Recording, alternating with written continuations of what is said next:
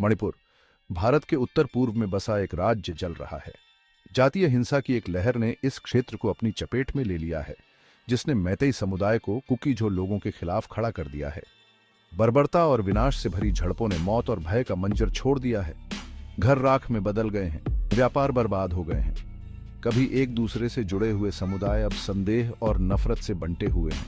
हिंसा में हालिया वृद्धि राज्य को पेश आने वाले गहरे तनावों की एक गंभीर याद दिलाती है। इसका तात्कालिक प्रभाव एक मानवीय संकट है। हजारों लोग विस्थापित हैं, अस्थायी शिविरों या रिश्तेदारों के साथ शरण ले रहे हैं। सड़कों पर दहशत का साया है और सामान्य स्थिति एक दूर के सपने जैसी लगती है। इस स्थिति पर तत्काल ध्यान देने की आवश्यकता है, न केवल सरकार को बल्कि हर उस नागरिक को जो शांति और न्याय में विश्वास रखता है। वर्तमान को समझने के लिए हमें मणिपुर के अशांत अतीत में जाना होगा। इस संघर्ष के बीज ब्रिटिश औपनिवेशिक शासन के दौरान बोए गए थे। अंग्रेजों ने अपनी फूट डालो और राज करो की नीति से मैतेई और पहाड़ी जनजातियों, जिनमें कुकीझो लोग भी शामिल थे, के बीच मौजूदा मतभेदों को और बढ़ा दिया। उपजाऊ इम्फाल घाटी में केंद्रित मैतेई को औपनिवेशिक प्रशासन में अधिक एकीकृत माना जाता था। इस कथित पक्षपात ने पहाड़ी जनजातियों में आक्रोश पैदा कर दिया, जिन्होंने खुद को हाशिए पर और शोषित महसूस किया। इस औपनिवेशिक हेरफेर की विरासत आज भी मणिपुर को परेशान करती है। पीढ़ी दर पीढ़ी चली आ रही ऐतिहासिक शिकायतें अविश्वास की आग में घी का काम करती हैं। अतीत के जख्म खुले हैं, सड़ रहे हैं और हिंसा के चक्र में फूट रहे हैं। सुलह के लिए दर्द के इस साझा इतिहास को स्वीकार करने और इसके बंधनों से मुक्त भविष्य की दिशा में काम करने की आवश्यकता है।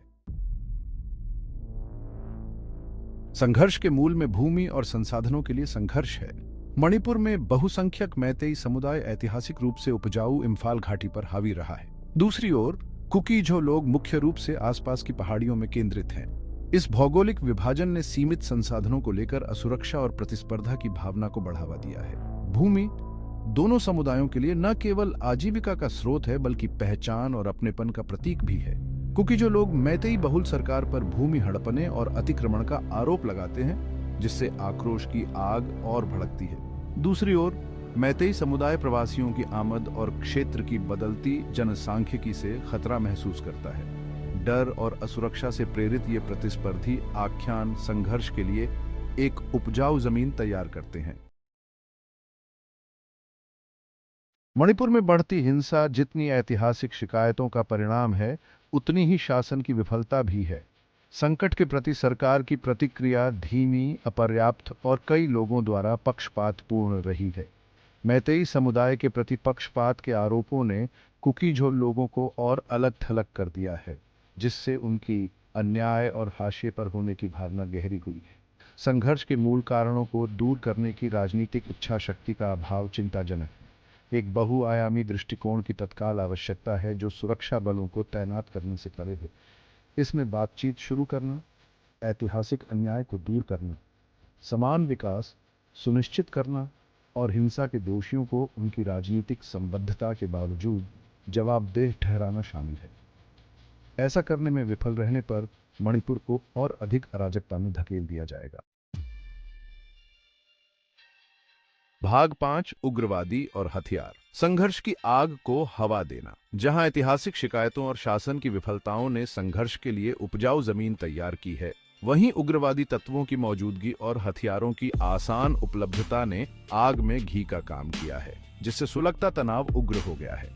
विभाजन के दोनों ओर काम करने वाले उग्रवादी समूहों ने अपने अपने एजेंडे को आगे बढ़ाने के लिए स्थिति का फायदा उठाया है। ये समूह भय और हिंसा पर पनपते हैं। इस संघर्ष के दौरान किए गए कुछ सबसे जघन्य अत्याचारों के लिए वे जिम्मेदार हैं। पूर्वोत्तर में दशकों से चले आ रहे उग्रवाद की विरासत, छोटे हथियारों का प्रसार ने स्थिति को और अधिक अस्थिर बना दिया है। हिंसा के चक्र को तोड़ने के लिए इन समूहों को निहत्था करना और उनके वित्त पोषण के स्रोतों को बंद करना महत्वपूर्ण है। भाग 6 एक मानवीय तबाही, विस्थापन और निराशा। इस संघर्ष की मानवीय कीमत अपार है। हजारों लोग अपने घरों से विस्थापित हुए हैं, भीड़ भाड़ वाले राहत शिविरों या उन रिश्तेदारों के साथ शरण लेने के लिए मजबूर हैं जो खुद ही सामना करने के लिए संघर्ष कर रहे हैं। शिविरों में अक्सर बुनियादी सुविधाओं की कमी होती है, बीमारी और निराशा के अड्डे हैं। महिलाएं और बच्चे सबसे अधिक प्रभावित होते हैं, इस मानव निर्मित आपदा का खामियाजा भुगत रहे हैं। उन्हें यौन हिंसा, तस्करी और शोषण का अधिक खतरा होता है। विस्थापन का सदमा, अपनों का नुकसान और भविष्य की अनिश्चितता का उनके जीवन पर स्थायी प्रभाव पड़ेगा।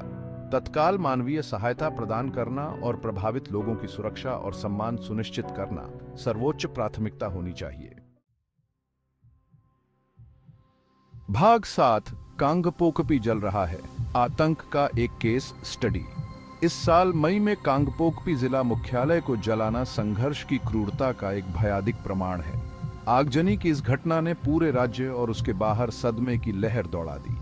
यह शांति की नजाकत और हिंसा के आसानी से नियंत्रण से बाहर होने का कठोर अनुस्मारक था। इस एक घटना के कारण हजारों लोग विस्थापित हुए, करोड़ों की संपत्ति नष्ट हो गई और उस विश्वास का क्षरण हुआ जिसे बनने में वर्षों लगे थे। इसने अपराधियों के दुस्साहस को भी उजागर किया और अपने ही संस्थानों की रक्षा करने में राज्य की विफलता। ऐसी घटनाओं की पूरी तरह से जांच होनी चाहिए और दोषियों को न्याय के कटघरे में खड़ा किया जाना चाहिए।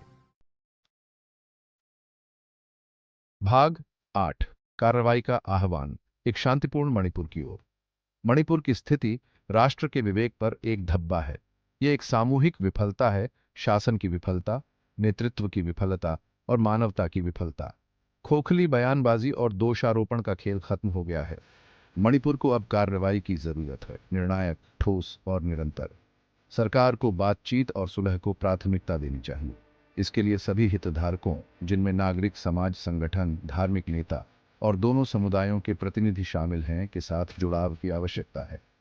हिंसा की स्वतंत्र जांच आवश्यक है, जवाबदेही सुनिश्चित करने और मानवाधिकारों के उल्लंघन के आरोपों को दूर करने के लिए। अंतर्राष्ट्रीय समुदाय की भी भूमिका है, मानवीय सहायता प्रदान करने और शांति निर्माण के प्रयासों का समर्थन करने में। मणिपुर के लोग बेहतर के हकदार हैं, वे शांति, न्याय के हकदार हैं और डर से मुक्त भविष्य।